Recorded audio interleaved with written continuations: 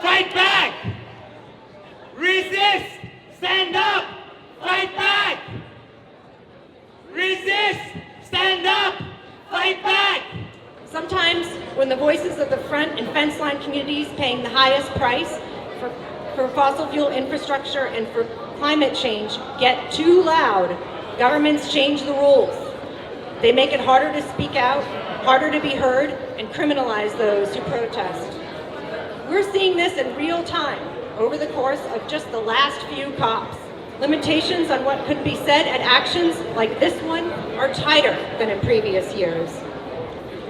Certain words can't be said, even if these words are well defined in UN documents. This actually matters to us at a global climate conference. The right to protest, the right to speak, all civil and political rights are foundational to climate justice. Climate change is a manifestation of power. No community would choose its own desecration and obliteration. What does it say if the premier global negotiations on climate make it harder to speak truth to power every year? There have always been limitations on what one can and can't say at COPs, as well as on actions, which are kind of the allowed protests within the space. However, those restrictions have gotten tighter in recent years, perhaps due in part to the host countries where COP is occurring, and perhaps due to other reasons. So some of these limitations include being unable to say certain words that are reflected and well-defined in UN documents,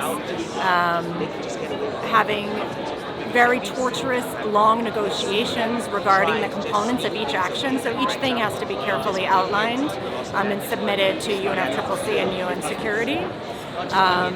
And as every Saturday at COP, there's traditionally a march, and as you saw this Saturday, that march was silent, that people were not allowed to use words, and they were only allowed to hum and to snap, so noise was not permitted either.